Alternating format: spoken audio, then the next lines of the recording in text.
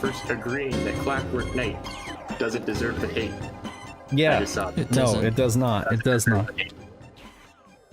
So I decided to round out our pinball experience. So Ben just earlier this week did Necronomicon. That was awesome with you, Pat. And you guys did a great stream. I was actually that was spoopy. I was driving in my car watching your stream, albeit at a low bit rate, but I was watching your stream nonetheless, and I was Hope you didn't crash. I did not crash. It's just kind of mounted on the. Well, my kids, my son was watching it too, and he was like, "Oh, he needs to do this. He needs to do." He was like commenting in the back. Nice. But this is a game called Pinball Graffiti, which got a release in Japan and in PAL territories. So is this like a matchup of Jet Grind Radio and pinball, or is it like not that cool? Well, I don't know. I've never played this game personally myself, and and it's completely in 3D. But Mel, Sega Lord X, actually gave it a pretty good review in his pinball video. That's my only frame of reference for this game at all. I've never played it, so this is gonna be my first blind playthrough. But he basically said what it lacks in visuals, it makes up for in gameplay. I will say I am liking the creamy 3D graphics on this one. I think this is the first 3D pinball game I've seen in the Saturn pinball collection. Yeah, so far. even Hyper 3D. We played that game Hyper 3D Pinball, and it wasn't 3D. I mean, it did kind of like tilt Hyper 2D pinball, more like it. Yeah. Yeah. I'm gonna go normal settings. View. You've got Wow, there's so many. So there's standard. There's active. Scroll. Ball, which is basket only. Camera, basket. There's, oh my god, I'm just gonna go standard. So in standard, my understanding is that the camera goes all over the place and kind of follows the ball and stuff. So we'll just do that. Dramatic angle. We'll test all this stuff. Okay, so let's do story play. What possibly could story play entail? Is the ball the protagonist? And I don't know. I'm thinking Mario Pinball Land type of story. There's got to be some kind of pinball princess that you're rescuing here. Oh, it's Sega Sanshiro's wife. She's in distress, and you have to pinball the break. No, we're not going there. You're giving me terrible flashbacks of the THQ published Tetris game where the Tetris characters were a thing. Oh god, was that the one on the original Xbox, or am I thinking of a different one? Yeah, that 5th generation. Yep. Okay. Yeah, that one. Why do you guys do this to me?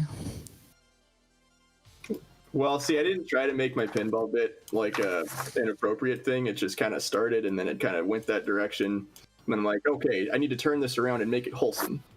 And then, but then Pat, you cut me off at just the right time. Happy birthday! Yeah, it's part for the good time. Let's not go get blocked off of YouTube already. We already had a lewd succubus in a previous pinball stream. We don't need me crashing. That game was so good, though. That game is excellent. That game was a lot of fun, and I actually did get it working much better on the satiator, like after I reformatted. And after I took out my backup cart. My backup cart was causing problems. It was locking up Last Dynasty. It was doing some weird stuff. So without the backup cart in, with reformatting the card, that ran fine, and so did the Fantastic Pinball. So here I went ahead and got the Japanese version of this game because NTSC, right? And now I'm kind of wishing I got the PAL version because I don't understand what's going on in this story mode. Neither do I, but yeah, I am. For some reason, when I saw Pinball Graffiti, I kept thinking of American Graffiti. Oh yeah. Okay, I cannot do a reset to the menu. Definitely the second best thing George Lucas has released. Ah, there we go. All right, let's just go pinball play. One player, Basketball Legend. Let's start out with Basketball Legend. So there's 3 tables in here. They're full 3D. And there's a little whistle. I gotta turn up the... If folks are listening to the stream, let me know if I need to turn up the audio. Because I usually keep it low to... Let's see. Low to high. There Has we go. A kite by then. So you can shake the machine. Danger. I love the dramatic camera angles. Whoa. This, yeah, the ball feels like legit. The ball actually, the physics feels good. It feels like actual pinballs. Yeah, it actually feels like a really heavy steel ball. Just, I don't know how to describe it. Like, I don't like floaty pinball physics. And on some games, it just doesn't feel like the balls have any weight. This one, balls are better than the light floaty ones, for sure. Yeah, I'm not a big fan of floaty balls. I prefer the nice floaty balls. Nice and they gotta be like steel. Yeah, this one feels like like the ball has a significant weight to it, so I like that. Tip off. It's a very basketball themed pinball. And I love how it gives you that like zoom in dramatic camera angle thing going on. I do like that. That is pretty nice. It's a good touch. I'm trying to figure out if there's any distracting if put in the wrong, parts of the gameplay flow, but so far it doesn't look like it's been a problem for you. Yeah, it cuts like, away. At the top, that's fine, but if it starts doing that anywhere in the bottom half of the table, that's when it gets to be an issue. But so check far, this out. Oh, dude! Right? Oh. That's fun. I like that. It's creamy 3D graphics for sure. Now I'm jealous that we didn't get this game in the West, or I mean in the US. Yeah, because Cal Territory's got it, right? Yep. Okay. They got it. Sorry, we didn't keep cutting you off. Just to jump in, I just watched the intro on the PAL version, and it's to see what the story was, if anyone's interested. Yeah. Like he's a college basketball player and a very good one, and then one day he runs out into the street to save a child and gets hit by a car, and then his dreams are shattered. He drops out of college and wants to become a professional pinball player. Oh, dude! I noticed there were like tons of menu options, almost like Gran Turismo. It looked like a career mode or something like that. Like there were all sorts of like garage options for this thing, for lack of better words. And I'm just wondering if that's actually what is going on here. If it has like a career mode, pinball career mode or something like. Yeah, it's a career mode. I think you're on a track to become the world champion of pinball. I got you. Because you're crippled and you can no longer become a basketball player. Nice. They really put a story into this thing. That is awesome. Lots of story. I was very interested to have an intricate plot, and it does. I'm not disappointed. Thank you very much for telling us what's going on in pinball. Which one is this? Which pinball game is this? This is Pinball Graffiti. Pinball Graffiti. Like American Graffiti, right? Except good. I've discovered a fact: the PAL version is completely unoptimized. So is it actually unoptimized? runs when it's on the NTSC hardware. I should have downloaded that one. All right. Yeah. I'll have to give that I've got a list for you of all of the PAL games for the Saturn and whether they were optimized or not. It's really interesting and a useful resource. It is on me. The UK version of Shinobi is unoptimized, so it runs better and you get the better soundtrack to boot. Right. Okay. Yes, but I think go I've ahead, seen Nick. that resource before, and yeah, that's definitely a good guide for which UK games are NTSC monitor friendly. Yeah, surprisingly, a lot of them are. There's a few that I wish were like. There's that one go-kart game I really want to play, but I don't want to stretch it out. Hey Nick, you know what else is? You know what thing is good for playing both regions of games? A PVM. This is also true. Yes. Wait, can those actually play PAL games? Yeah, absolutely. Yeah, they can, play but Soviet CCAM. Oh, okay. But Formula Karts would still be cut off at the bottom. You'd still have the HUD cut off. I mean, I play it on my system, and it's still cut off on a Pro CRT. You do need to make it run in the 50 Hz refresh mode, which requires a mod. A mod. It's You gotta, correct because it's not running the same crystal oscillator. Right. That is a very deep rabbit hole to fall into. Yes.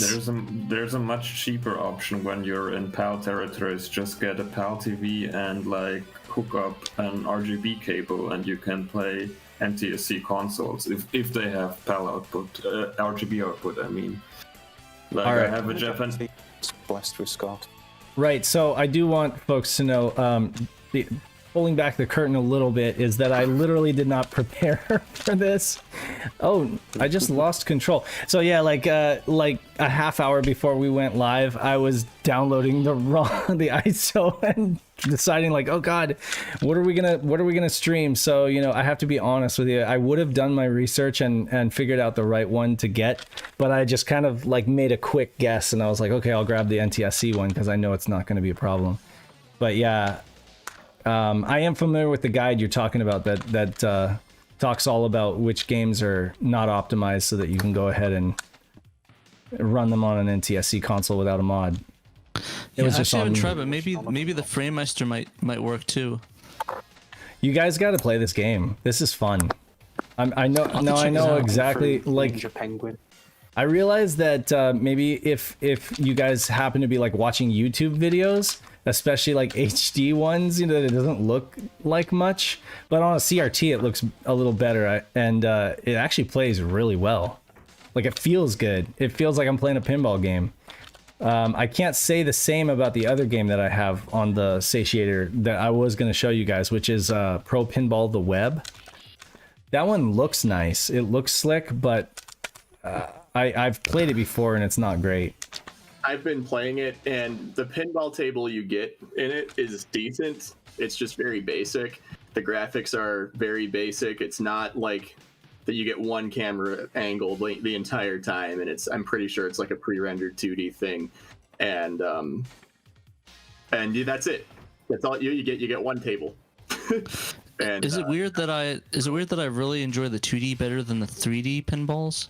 I like the look of them. I don't know which one I prefer. Like, I really like the look of this game, but there are plenty of the 2D pinball games on Saturn that I've also really liked. Mm-hmm. I guess it just depends on how well optimized it looks. What the development with it. Because I really like the Fantastic Pinball a lot. That's definitely I'd say my favorite one out of all these. But this one and one of the other ones are really good too. Yeah, I would go on record now just saying that the Kaze games are almost flawless, like for hardcore pinball aficionados. And I mean, Chaz was talking about like how deep you can go with those, you know, as far as like the strategy. I think that they are probably the best playing pinball games. Fantastic Pinball was like came out of nowhere for me. Like I've heard Cameron say it was good, but like I was expecting to like it because of my weeb tendencies, but I wasn't actually expecting it to be like legitimately a fun and well playing game, and it actually is. So I agree with you there, Pat. It's like my dark horse, or it's like my like out of left field surprise. And then this one, like, I thought this one was going to be a joke, but this actually this feels really good, and I know exactly what Mel's talking about.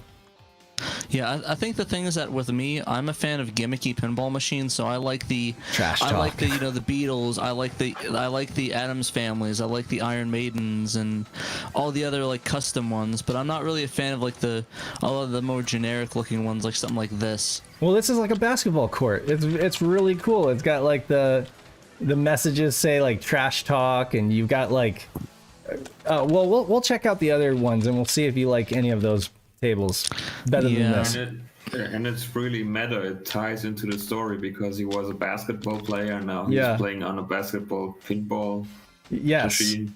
Yep. For those in PAL territories in the chat, can anybody do like a quick eBay search and tell me how much a PAL copy of this goes for? Because I'm actually interested in maybe grabbing a copy of this now. This is a blind spot for me, honestly. I really never delved that far into Saturn pinball games because I kind of was just happy with the Kaze games. Multi-ball. Why didn't Sega port their own pinball games over to console? Serious? I heard you guys talking about that the other day. £10 disc only. £10 disc only? How much is a nice complete copy? With the manual, at least. Non for sale at the moment, but if I have a look at recently sold... Right. So that'd be like roughly $15 US. That's worth it to me. Yes. I would go for that. Oh, but that's disc only, if you right? want me to act as an intermediary, if that'll help out. Yeah. Oh, a boxed copy went for £101, so you're looking at about $130, and that was the 10th of March. Oh, okay. So it's cheap Because disc of course only. it did.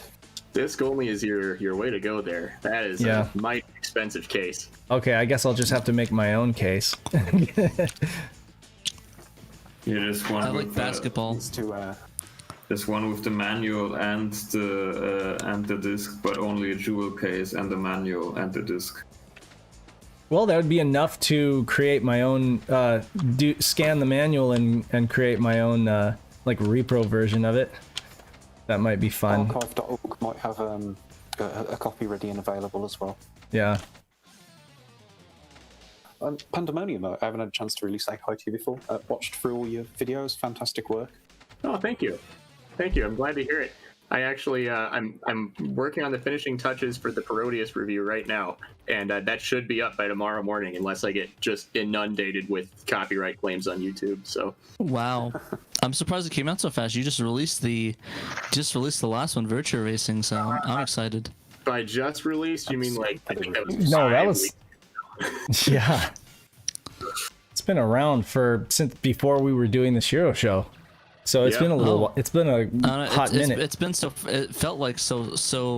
It felt so soon. So I was like, whoa. Oh, I'm happy to hear that. No, yeah, I've definitely haven't been able to edit as much as I would have liked to. The main issue is that I recently came off of a 9-day work week that I didn't know I was going to get. Long story, as short as I can make it. Someone at my workplace caught COVID. I work from home typically. But since like a bunch of people were close contacts, I had to do like 3 people's jobs for like longer than I would normally work in a week. So Oh man. to make up for that, they gave me 5 days off this week, which obviously gave me ample time to finish this Parodius review. So, But you actually had to do the front line stuff though, right? You actually had to be in front. yeah, doing well, stuff. I had to do stuff at the station, so I wasn't like interacting with people a whole lot, which was fine. And I live in North Dakota, just so people are aware, and the vaccination phases here have been going very well. We are climbing a 3rd wave for COVID cases, but it's not nearly as bad as our 2nd wave, which was like, I think North Dakota last fall was the worst territory on the planet, just the state by itself in terms of cases per capita, for a long stretch in the fall. But now that all the, vaccine rollout's been going well, and more people are kind of heeding the warnings since what we went through last fall, things haven't really been as bad, which is nice. Hospitalizations are really low because all the old people got the shot, and all the people who are, super duper high risk got the shot. So, it's just the younger people that are getting it now, and occasional coworkers, and that's kind of how it's been. Anyway, yeah, that was a long story. I tried to shorten, and it really did not come out short at all. So yeah. Well, it's kind of sad. Story. It's kind of sad to see like John Linneman was just saying that he's like, I'll give my left kidney or something for a shot. He's like, I'll give any of my games or any of my PVMs. I'm just like, oh, that's so sad. Like posting about that on Twitter. Like, I was under the impression that the vaccine phases in like European countries would be fine. Yeah. And very surprised to hear that Germany's going through it. I'm sorry, I didn't mean to cut you off. My apologies for jumping in. Essentially, the vaccination rate is steadily climbing in the EU, but it's kind of evenly, and it's really shockingly far behind. Some countries are trying to take it back into their own hands, but it's just not going very well. Man, that's important. I'm sorry to hear. Xanos, aren't you from the UK, Europe, or are you not from Europe? I'm from Germany, and it's going slow. That's where he's from. That's where John is in. Comes to Deutschland, yeah. Yep. Ja, durch. Ja, na, schön. Memphis auch Germany, Deutschland wohnen. Yeah, but yeah, no, it's I'm sorry to hear that, guys. That really, I mean, from what I've heard, isn't it like because they were banking on one vaccine, but then that one had to be pulled because it was they thought it was causing blood clots, so they had to pull that. Now it's back or something. Yeah, that was ridiculous. The AstraZeneca vaccine was subject to a bit of a panic, but the panic was specifically from a few political leaders, not through any medical professionals. That's what I kept hearing about the Oxford AstraZeneca like worries, and it seemed like that was the case. So it seemed like it was not legit. I'm surprised you guys haven't gotten the Moderna, Pfizer, or the Johnson & Johnson one, but maybe that's American centric. Because isn't Pfizer, that's from Germany, right? It's made by a small biotech firm in Germany, run by 2 Turkish migrants. Quite an amazing story how they created it. And yeah, it's going international. I believe it's been dished out in the UK for under 30s. That's good. For the AstraZeneca story, if you can speak German, you can watch the video of my lab by Mai Nguyen, a German chemist with Vietnamese origins, and she said it was like a trade-off. Like it was like 6 cases in 6 million people or something like that, and you could either hold back AstraZeneca for a few months more to like eliminate this minuscule risk, or you could just go into phase 4 and test it in the general public, and then maybe 5 people in a million will get complications, and then you can Just deal with that, yeah. Just deal with that, and then they made a real panic out of it, and anti-vaxxers made a real panic, and it was quite ridiculous, but that's how it is. That sucks. Well, I hope they catch up. This is the Wahnsinn. This is well. Yeah, but yeah, it's kind of yes. Hit me up with that video. I'd definitely be down to watch it. I know that I think Momfus sent me another video of I don't know if you saw it. There's this collector. What was his name? I can't remember. But here's this German guy. It's like Under the Microscope or something. And he. Oh, I sent you that. Oh, was that you that sent? Oh, yeah. I thought that was Momfus. Well, I sent Momfus that, but then and I think I sent it to you too because you both speak German. I figured you guys would have fun watching it. I watched it and I don't even understand. I watched it with captions on, but it was well produced, you know. Yeah, I had the thing is that the way he speaks is uber fast. So I turned on the automate. I didn't turn on the English one. I turned on the automated German one, so I can actually read it because I'm better at reading than listening and talking. So I read it. Well, I was like, okay, this is what because it was much easier to understand it. But it seemed from the beginning, it seemed like one of those like I guess the YouTubers that visit it, like I went not to dismerch him, just like the YouTubers like, oh, check out the Saturn's console, like a Metal Jesus video almost. Yeah. Very surface, very like on the surface, not like getting down into it. There's a wealth of Saturn content out there. If you happen to speak French, I've noticed that the French, Portuguese and French. Brazilian Portuguese and European Portuguese. I'm a host of the Sega Lounge. Speaking of the podcast. Speaking of French, someone on here said they'd act as a proxy shipping for out of Europe. Yeah. So I'm in the UK, so if you need something that's James, in the right? UK, that's good. But if you get something from the EU to me, then I'm going to get stung by import charges. Right. All right. Which also means you're going to be stung by it because he ain't paying that. Yeah. Yeah. Oh, I wouldn't mind. It's no longer there anymore relevant, but at the time, the French site Lebancoin, their for sale site, had a CDI power supply, and the guy just would not ship. So I was just kind of bummed. It would have been nice at the time to know a Frenchie. Well, your real problem. Give a quick shout out to the creator of the Fenrir, who just doesn't declare the value of his items when he ships them. Don't say that one too loud. I think there's a really funny. From his stuff. Yeah, there's actually a really funny story on the junkyard. Some guy bought a MISC like laser active disc that was like it was like one of like 4.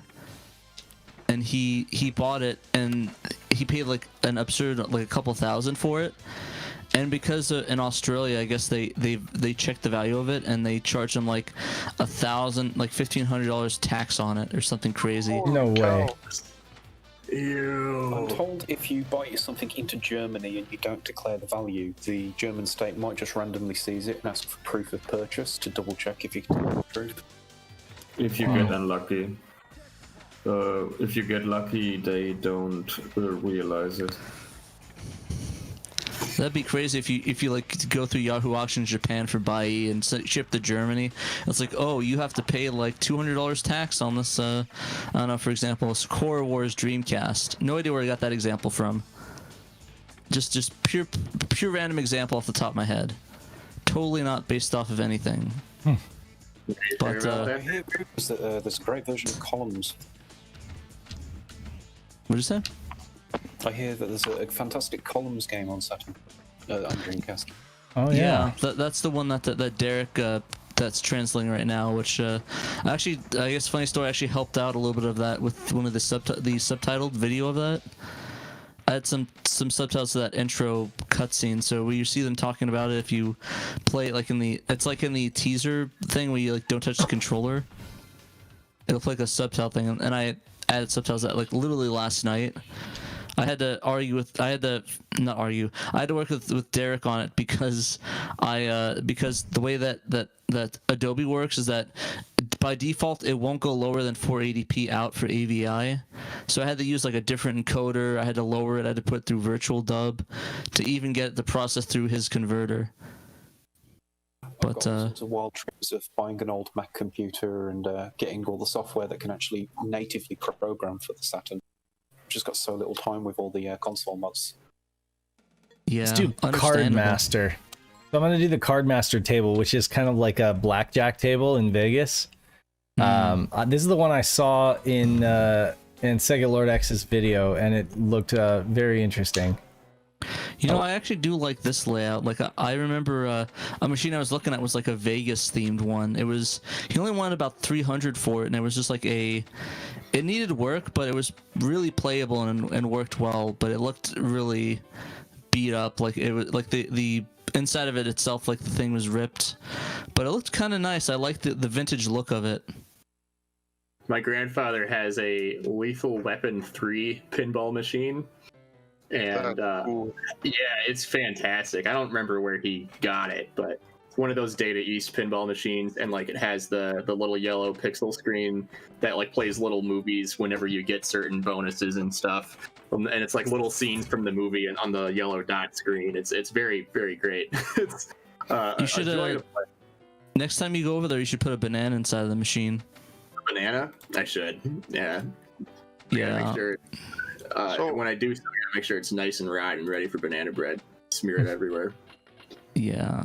So, how did Sega decide what pinball games to publish, or how did they go about that? Ask Sega. I don't know. They probably just got licenses for things where it's like, hey, I'm sure that's can we apply the license for like, I don't know, like, what's the machine they did? They did Starship Troopers, they did Jurassic Park, they did their own pinball machines. They did a lot of Jurassic Park. I just wondered why it didn't get brought onto the consoles. It's a good question. Maybe it's just like it's hard to translate, because I mean it's one thing doing an actual physical machine, but maybe replicating it wasn't really worth it, or maybe they were just licensed to do the physical machines themselves. I have an idea on it. I mean, so we've got several pinball games on the Saturn, right? But not a one of them are developed or published by Sega, right? So that makes me wonder if Sega, even though they were doing physical pinball games in the arcade and they believed in the popularity and financial success of physical pinball games, maybe they had market data to suggest that video game pinball wasn't really selling that well. It's just an idea.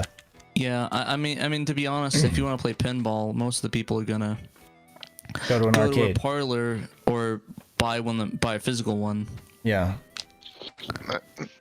that makes sense. That makes perfect sense. If they had a single, if they had a single example of a Sega developed or published pinball game, then I might you know, I might think about it more. But the fact that they didn't even try, they didn't even bother with the genre. I mean, they're happy to license third parties to do it, and then third parties. But we know how, you know, we know how limited their resources were, right? When it comes to development and stuff like that. For Saturn, they were like, sometimes they were actually having like third parties develop some of their, you know, sports titles or something like that, just because they were so strapped to make deadlines and push things out to make Saturn competitive. So it stands to reason that they just didn't have the bandwidth to, you know, say, oh yeah, we're going to do a pinball game, and it might do okay, but it's definitely not going to push the Saturn at retail, you know. I mean, they eventually did a pinball game on Sonic Adventure, though. They did, and they did Sonic Spinball. I love Sonic Spinball, but it is a panned game, and not everybody loves it, and I don't know how commercially successful it was. I think pretty good for a panned game, honestly. Sorry to interrupt. No, yeah, no, I talk too much anyway. I was saying last stream that I liked Sonic Spinball, and you know, there were a couple yays and a couple nays, but I'm one of the nays there. I totally get why people like it, and the reason why I don't think people are wrong for liking it is because I like Mario Pinball Land, right? And that's a very, very panned pinball game. People hate that. Is that a Camelot Mario thing? Pinball? What was that? Is that the Camelot one for GBA? Yeah. I loved it. Oh, I thought it was great. I love it too. Maybe I'm a heretic here, but who else remembers the Pokemon pinball for the Game Boy where you had to put a battery in for Rumble? Yes. Nick and I are massive fans of that. Yeah. Good stuff. Big fan of that. That's actually my favorite pinball game. I have to say that the red board is probably the best. There's a story on this. My favorite music from that is the red board. That's like one of my favorite soundtracks from the Game Boy period. And there's this Nick probably knows about it, but there's this mod called Super Smash Bros. 64 Melee. I don't know if you got a chance to play it at all, Nick. Okay, so there's a lot of these. Is that the one where they take Melee and make it look like 64, or am I getting mixed up? That's what it is. But this one went beyond. They added new stages and different things. Like they added the first stage, the dam from GoldenEye 007. They added the what's it called? The town that lost its name from the Satellaview. And one of them that I almost like cried over is that they added Pokemon.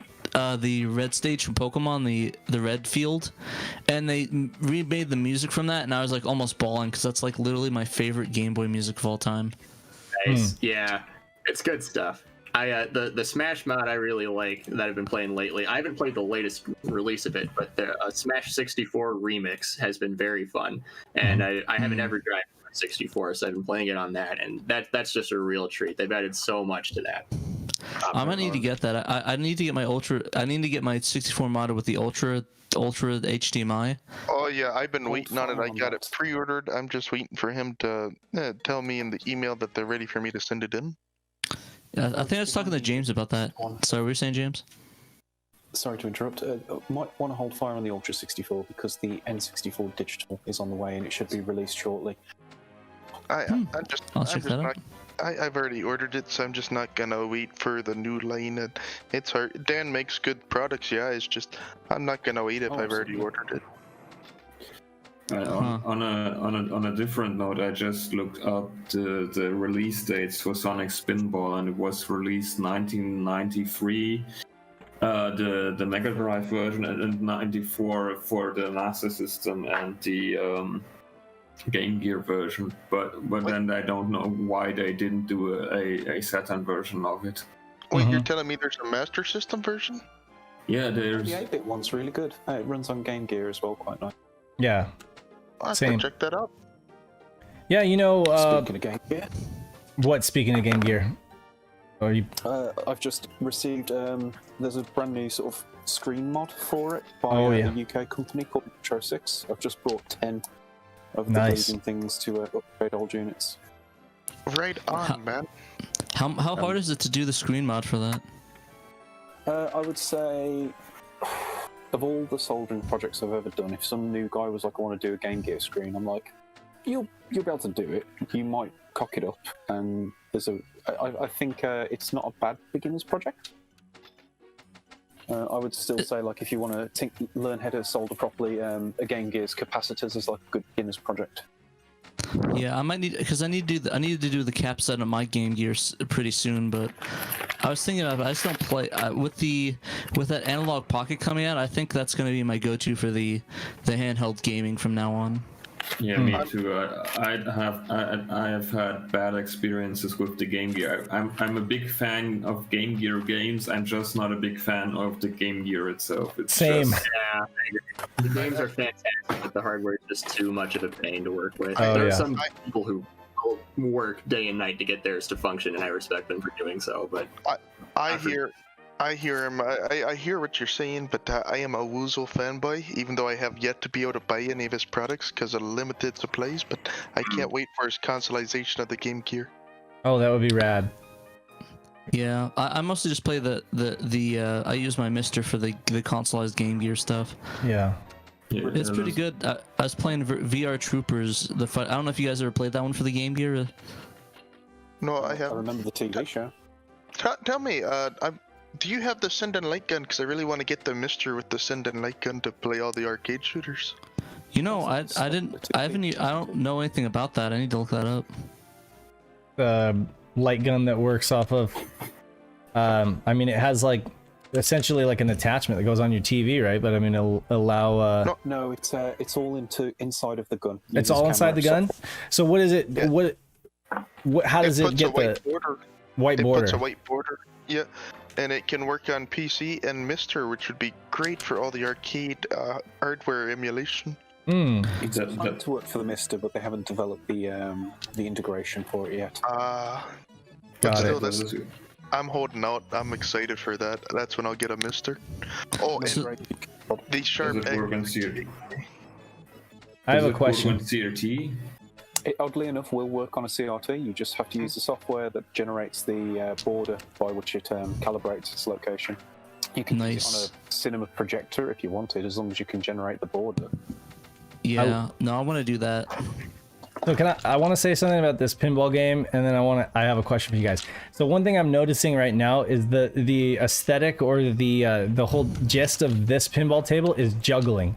So you've got these two flippers that can juggle the ball back and forth, and like if you hit this fun. up, if you hit the ball up here, it like goes around in circles and comes back down to the other flipper. That's like the whole point of this table, is to like juggle the ball between the two hands. So it's like a clown. It's like a juggling clown. See, I like that. Yeah. And then my other question was, do we have any DS fans, or am I the only one here that's a big D? Right here. Right here. Oh, where the hand is it? I think it's right there. Yep. One of the hands. Right there. I'm a DS fan. Have you played Metroid Prime Pinball? Because that's like, So yes. good. yeah. Oh, it's so good. I have the cartridge. It's good because it has the original music, and that's one of the best. Maybe my favorite soundtrack in a video game ever, or my favorite video game of all times is Metroid Prime. Yeah. The pinball game is actually very well done. It is. Also, I agree. actually have a controversial take. I don't think anybody's gonna like me for. Do you not like Metroid Prime, Fat? No, I like Metroid Prime. I think the thing with Metroid Prime is, I think it's a great game by itself. I think it's fantastic. One of the best GameCube games. In comparison to the rest of the Metroid series, I think it's definitely one of the weaker entries, in my opinion.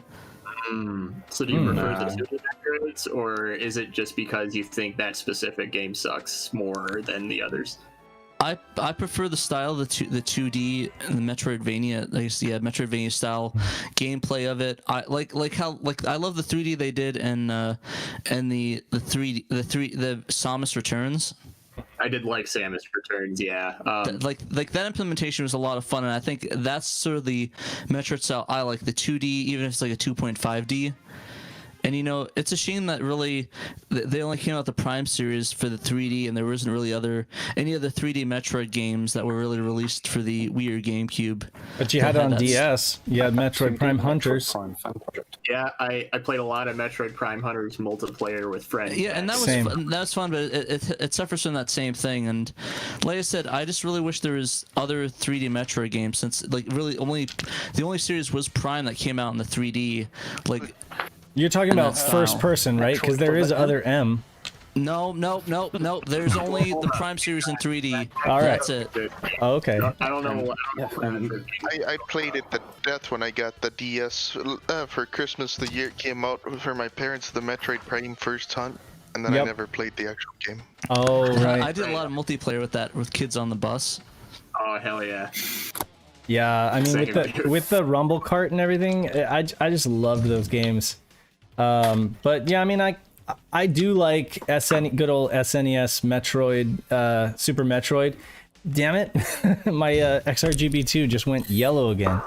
It's so weird. I have to fix that. Mellow Yellow. They call me Mellow Yellow, Piss Yellow. I think Samus Returns is redundant. I like AM2R much better. I agree. Yeah, Samus Returns is the thing is that but I do agree that AM2R is a better game than that. I think it's better, but I think that I like it to support it so that way we can get more of those styles. Because like, I definitely bought it because I'm just like, yeah, Nintendo, please keep making these. yeah, like I mean, yeah, that's cool, but I mean, we could potentially get a sequel in that style. I mean, probably not anymore since they're probably gonna push Metroid Prime 4, which, I mean, I'm happy about, but it's like, Are they give me really some more of pushing those. Metroid Prime 4 though? What? Are they really pushing Metroid Prime 4 though? I mean, yeah, Well, I mean, they're making it. They're not pushing anything. But I'm just saying, that's next on the slab. hopefully they So, actually finish it. Has anybody seen the Metroid Prime 2D fan project that's come out and looks absolutely stunning? I have Yeah, heard about it. I've not played it yet. Who's I jingling their believe- keys? Someone is jingling their keys or something in my ear. Definitely not me. I apologize. Oh, you sure that's not you? This is not me. You're not hearing I don't that? think it's. I heard it a second ago. All I right. hear it, but it sounds like it's on your side. Not on mine. There are no key Oh, jingling. it's either you or James. I don't know. Somebody All has right. something. Guys, I gotta go, so I'm gonna take off here. But just before I go, I am exporting the Parodius review, so in theory, Yay. that should be up. Holy. Woo! I am gonna watch the hell out of that once that drops. Yeah, I am. When are you dropping it?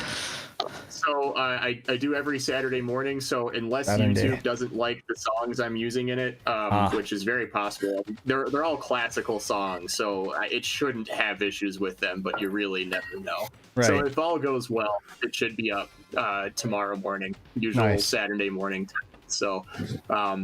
As long as you And don't it's, add any more Flink Ploid into it, I think you should be good. No Flink Ploid is in this one. I didn't get flagged for the Flink Ploid last time I used it because I slowed it down and adjusted pitch. That tends to work for pretty much anything that's music related on YouTube. Yeah. Like I the rule I really look. Yeah. go by is if you can't Shazam it, then you're good. Yeah, because I really liked your use of Clubscured by Owls. Oh A yes, lot. I liked Cubscured by Owls as well. It's an underrated album by Pink Floyd. You mean Flink Ploid? Flink, sorry, Floyd. Yeah. Flink Ploid, yeah. I think yeah, it's one of my favorite albums. One of my favorite albums as well, especially Hamus. No, Hamus was Bettel. That's right. Metal was good, and Viper at the Pates of Gone was also, and that's my favorite album of theirs for sure. That's also my favorite Hunter x Hunter episode. Well, we've got a little time left. I'm gonna switch over to Pro Pinball the Web. I think that's like the last game that we really need to show off to folks. It's the first pinball game. It's for Saturn. It's Should I- definitely the bottom. I kind of feel like I have to show folks though, you know, as just a yeah. All right. Just So take care. Later, Take Nick. care. Great talking with you people, and I hope you all have a great rest of your day and or night, depending on what part of the globe you're at. Take care. Absolutely.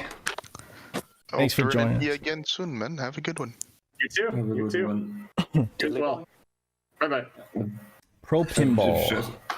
Just got a quick question to the previous topic. What do you think about like when you're playing Metroid, replacing the NES and the Game Boy game with the GBA game and AM2R, and then just playing Super Metroid and the GBA Part 4? To have like a My wildest consistent. dream would be one engine that had all 4 2D Prime games on it. Personally, I think I would really like that idea. I kind of like the things. I love the original Metroid a lot as well. Like, I know a lot of people think it might be clunky compared to the newer ones, but I actually quite like the original Metroid. Same. That's actually that's the first one I actually played, funnily enough. Because my first experience with Metroid was actually Smash Brothers 64. That's actually how I played a lot of games. Is like I just went backwards, so I played Smash. Like, oh, who's this Ness character? Who's this Samus character? And I just bought, like, I'd look it up, and I remember my uncle had Metroid for the NES, and I would just play that. And man, that game is fun. There's Sad like a story. I made a joke about why can't Metroid crawl, and a bunch of young kids. I'm like, oh no, that joke is too old for people to remember. No, I like that one. Why can't Metroid crawl? I've made a point of playing the games of Smash Brothers characters as well, and like I've played the game Marv is in. It's hard as nails, but I played it. Oh, nice. Did you actually were able to? Did you play Fire Emblem in German or English or Japanese? I played the fan translation for the Super Nintendo. Oh, nice. Actually, that's a good question. Do they have a lot of fan translations for the German language? I don't really care because I don't care about games or movies translated to German. That's fair The enough. second biggest market for fan translations is Spanish. I thought it Oh was yeah, no, that makes sense.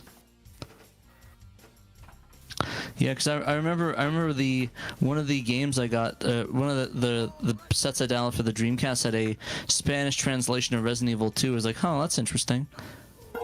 Who are But on that note, I love the fact that the PC Engine version of Rondo of Blood has a fully voiced German intro with Japanese subtitles, and the German is perfect. It's like superb German. It's like native speaker. The funny thing is, like, on the English translations, it's all wrong though. It's like not saying half of what it means. Like if you see it in English and then listen to German, it's like completely different almost. At least from the fan translations I've played of that in English. And Nick was right about this game. It looks okay, but it just feels terrible.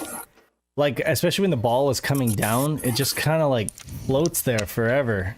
It doesn't have a weight to it. Yeah, it feels. Does it mirrors look like it's running too fast? Could be. I don't know. Well, it's interlaced. It's interlaced, so you're definitely getting that flicker from the Bob D interlace. And I noticed. No, I see that, but for some reason it looks like it's sped up almost. Yeah, I'm gonna go adjust volume, adjust screen position. You can restart game. So that I want to like restart. So it gave me another option in the menu to change the sharpness or the smoothness, and that's table view. I can't seem to change. I don't know how. Yeah, that doesn't do it. Yeah, I'm gonna go through some of the comments that we missed. Yeah, go through the comments. So Ned Molika said, "Ha, I just came from the SLX pinball video." So good timing on that one, right? Very much. Gotcha. Very much. Dave Worrell said, "I wish tools like the Satiator had ability to use save states." Oh, right. Same. That's going to be more of a feature when the Mr. project, if that can come to fruition. It's making some good progress. So I gave my buddy one of my old Saturns, and I was wondering which one of the ODEs is easiest of use. In my opinion, Fenrir. It is not the easiest to set up. You do have to get a screwdriver and 5 minutes work, but I think Fenrir, and I'm a person who's installed about 30 ODEs at this point, might be now my favourite. It's definitely the cheapest. Yeah, if you want like simple plug and play, you get the satiator. But it's not available right now. But yeah, well, I mean, get it once it's available again, which probably would be soon. I mean, you can. Go ahead. I'm sorry. I have the mode, and I'm just happy with that sitting in the box. I'll install one day. But what is the easiest to use once you've got it set up? Oh, I think the happy with... Fenrir and the Raya interface is a nice, plain, and very quick to load, and that's all you really need. Alright, thank you. I'm very happy with my Phoebe. Yes. I mean, folks who have been using their Phoebes or Rayas for a while, I haven't heard any complaints there. I mean, and they do. I like how compatible and how easily it is to work with everything. I think my only complaint is that I had to convert a lot of the stuff isn't standardized, but that isn't the fault of the device. So it's like you have to use ISOs or you have to use CCD image sub files. Yeah. That's not a fault of the Raya though, or the Phoebe. It's just the inconsistency between some of the newer options. Does the Fenrir use just BinQ? It use BinQ or Clone CD, so you can take your Raya library and move it over to Fenrir. To the Fenrir, but you can't in the reverse potentially. Oh, I gotcha. Yeah, it is a bit of a bummer in that regards, and it's kind of a bummer that the satiator didn't support that CCD image sub files, because it made I know it made a lot of people like you, me, and I think Sega Lord X really frustrated in terms of setting that up, that had Array already set up in that fashion. Mm-hmm. Yeah. Yeah, and I'm fine with like different formats. I just think that there should be like a council of Saturn stuff where it's like they agree on, okay, everything from now on is going to be BinQ or everything's going to be CCD image subfiles, just to make life a lot easier. So that way you don't have 12 different formats and different, because a lot of the redumps are all CCD image subfiles now. Mm-hmm. I admit that when my satiator is working, I do love it. It worked. I mean, when it's I don't even know what to say. Like this stream, I was so unprepared for it, and I just literally crossed my fingers and said, okay, whatever happens happens. If this ends up locking on me on live air, oh well, I'm just gonna make an ass of myself. But I literally downloaded and copied these images to the satiator right before we went live, and I haven't had a single lockup and haven't had a single problem. You know, like in previous weeks, I did the exact same things, and then it like locks up on me, and I'm just like, I don't know. The only thing I can say about the satiator is that it's been inconsistent, you know, where it'll be just like working like a charm for me, and then like all out of the blue, it just starts to misbehave, you know? So once I get past that kind of behavior entirely, I will be happy with my satiator moving forward, you know? Yeah, I think in time that'll happen where it'll be just as reliable as the Raya or Phoebe, where it's like, okay, throw it on, good to go. Right. Okay, no biggie. Yeah. But until then, I do say that I loved the mode for the user experience. The end user experience on the mode, even in the Saturn, was amazing, but I have to admit that it didn't perform very well with all of the homebrew releases. Oh. No. Yeah, it did fine. It did fine for commercial releases, both CCD and BinQ. But when it came to all the homebrew stuff, I can't lie. It dropped a lot of frames, you know, in Ponut's game. It gave me black screens with XL2s, and I had to like basically cheat. And I took Emerald Nova's recommendation, and I basically like took the images and created like a virtual CD out of them and mounted them in Daemon tools, and then kind of like ripped them with Clone CD to basically like build in error correction into the images, because the mode was not liking the homebrew stuff very much. So that's one of the reasons why I just decided that, you know, satiator would probably be a better bet there. But also it sounds like the Fenrir is pretty happy to work with homebrew stuff too.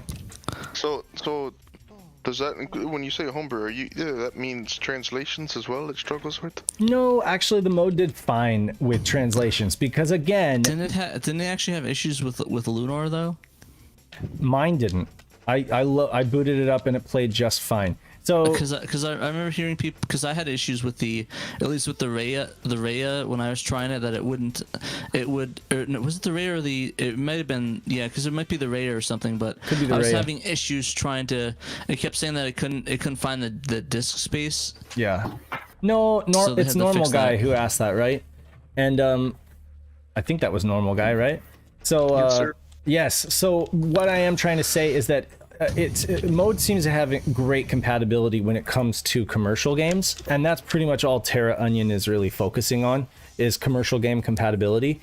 And I mean, a translated commercial game is still essentially a commercial game as far as the Saturn is concerned. Maybe there's a little bit of information outside the memory parameters that the Saturn is looking for, but it seems to me that to get the Saturn to do a lot of the cool stuff that these guys are getting it to do, they're having to kind of use areas of memory that that would not have been expected to be used.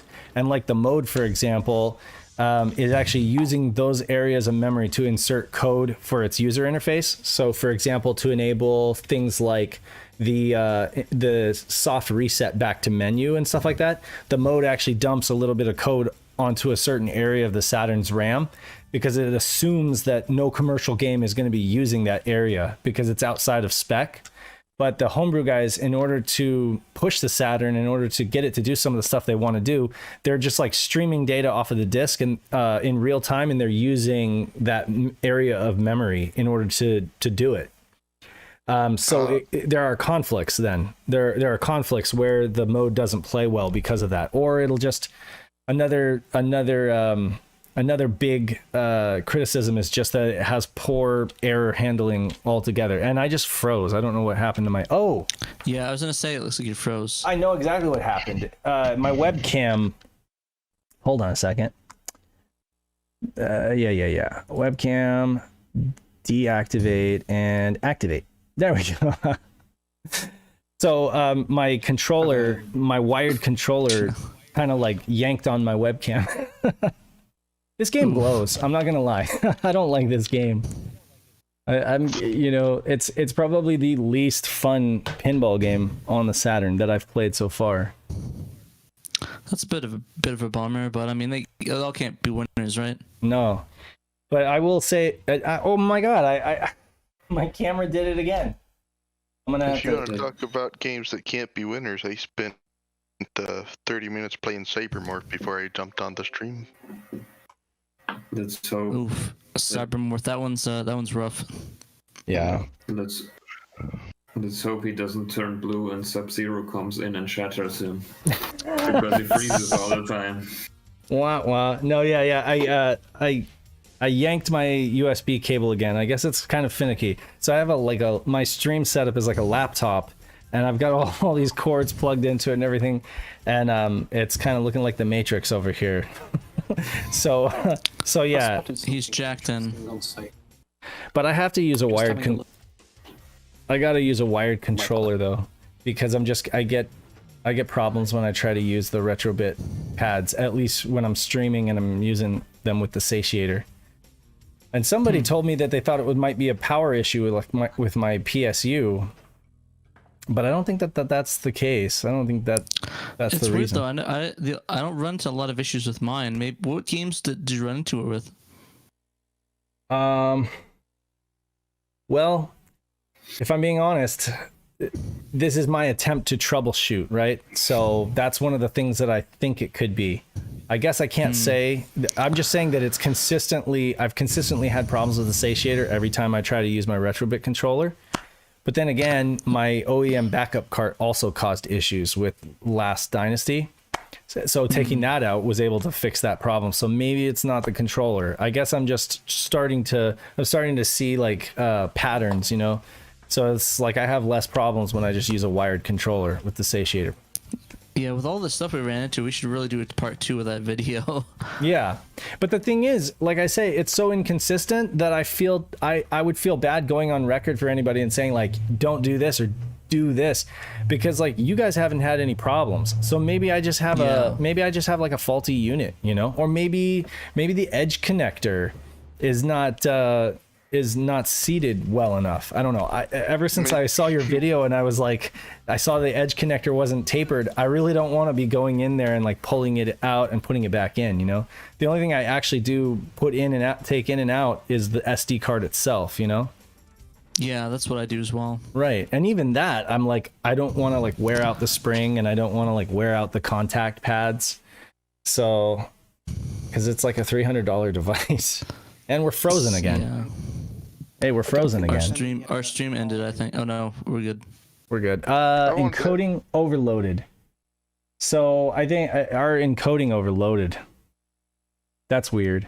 It's probably because I did what I did with the webcam and everything like that. I could probably stop streaming, exit, and restart, but we only have like 25 minutes left, so. Yeah, we might just want to cut it early if it's giving problems, but I think we're good now. It got back. Gotcha. All right, that works. Yeah. I do like Xenos Interactive said. It held it because it said, "I'm going to jump out. See you guys." I guess they thought it was like a suicide thing or something. Yeah. Because it's like, no, I'm just leaving. But it held it for review. It's weird. I have no doubt that it's my my webcam unplugging and then plugging back in while I've got OBS running and everything like that. The good thing, I will say this, I don't have my audio tied to my webcam like I used to. Like I used to go in OBS, into the webcam, down to the bottom, and then load the audio source through there, so that any scene I put my webcam in, it would bring my audio with it, you know? But the problem with that is if my webcam crashes, my audio crashes, right? So instead I'm using global audio in OBS, and that seems to work better. It is global though, so it's everywhere, so I have to like mute myself for like intro scenes and stuff like that, but that's the nitty gritty of OBS and all that stuff, so. It's a wonderful program that I wish would work better with everything. It's very much a work in progress, and it's always getting better. They just released a new update that allows for even better stinger transitions, so I need to get on top of that. But yeah, it's kind of like Photoshop or anything else, where it's like it continues to do more and more amazing things, and I just have to like find out every single one of them, you know, because improves the quality of our production. But yeah, did you do all those animations like with the loading stuff? Did you do all that in OBS, or was that just a video that you had edited in? Yeah, that's a video. So like the Nirvana room or whatever, you know, is like a PNG of the scene with the screen cut out, right? And then a little SHIRO stinger transition underneath that, and like you just bake those together in a video editor, right? You know, Adobe, whatever, bake it out as an MP4, and then you load that in as a stinger transition, basically, or another scene, you know. But yeah, that's what I was doing there. So it's fun, you know, it's fun to do that kind of stuff. Did you see your little birthday message at the beginning? I did. I forgot. I didn't have time to bring it up, but yeah, thank you. That was cool. Oh yeah, everybody, it's Pat's birthday, and SHIRO number 0 the hero, or just 0 the 0. 0 the 0. So happy birthday. I actually wanted to ask you guys if I could, without stepping on your toes. My buddy and I, we want to stream some Saturn online. What capture card you recommend? What are you running? What's your capture solution? I mean, what's your like upscaling device right now? I haven't got one yet. I was gonna get me an OSSC. I know the OSC doesn't really play usually, because what I have is the FrameMeister, and the FrameMeister you could plug it to anything and it works. It's just a standardized HDMI. With that, I'm using a HD60, but I know that the OSC doesn't really play nice with it, especially with some of its weird resolution. But I believe there's some other capture devices like there's like some of them by the guys that do the FrameMeister. It's like what's that called? It's like the data path or something, or I don't think they do the data path, but they have a couple of them. The data path cards are good, in that regards.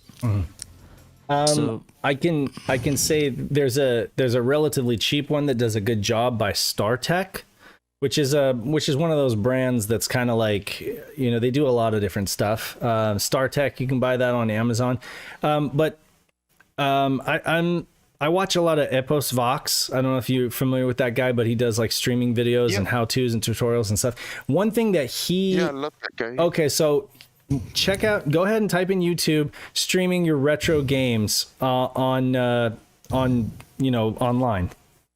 And he does a really nice tutorial, and one of the things that he focuses on the most, and he favors the Elgato solutions, and there's also a couple other examples that he gives, but he says it's very important to get one that has the right color space. You don't want one that does like MJPEG, and you don't want one that does like YUY2 is good, but there's like YUY4 or something like that. There's different color formats, and if you get one with one of those old outdated color formats, it won't be accurate. You'll have these like retro games where you like know what they're supposed to look like, and your stream won't be accurate, at least when it comes to the color. Mine is YUY2, which is kind of like acceptable. It's like middle of the road. I have an Epiphan capture card. But I the thing I don't like about the Elgatos is the switching between interlaced and progressive, and you always get like the Elgato logo. So it's kind of not very it's not very clean, or like you can always tell who's running, like what they're running, that they have like an Elgato card, because it's always flashing the Elgato logo. But yeah, I've like all the captures I did with my setup is on the last podcast we did with Project COE.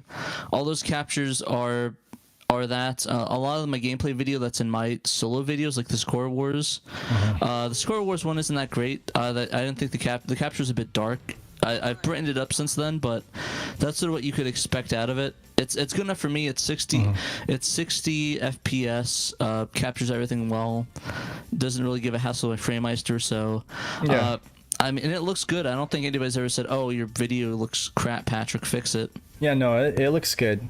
A lot of things can be fixed in the settings, though. It's watch that video, normal guy.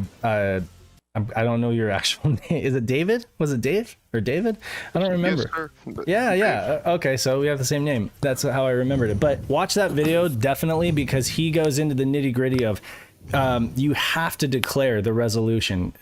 Even though you can do default, declaring the exact resolution and then getting a clean integer scale is going to do wonders for your image.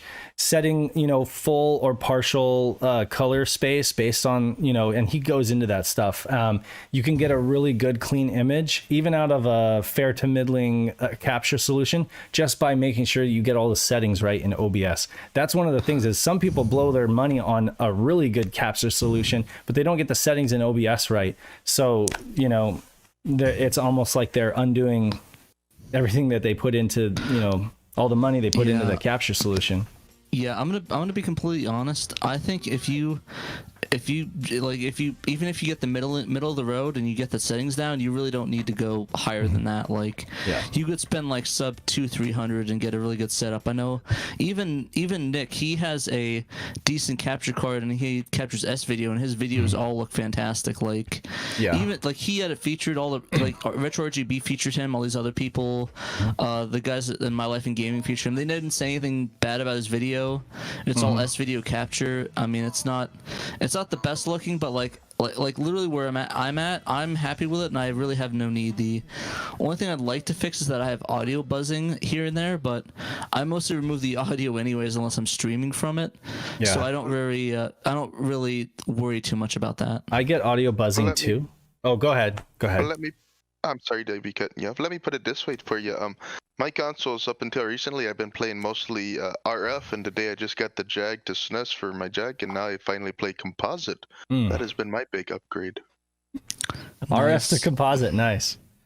There's something to be said for RF. I have a really old Gold Star TV that's like RF only, and it's got like the wood grain and everything like that. And playing the Genesis on there with the RF, It's still fun. It's still enjoyable. Yeah, you know, it's all in the tweaking of the contrast and the color saturation to get it clean.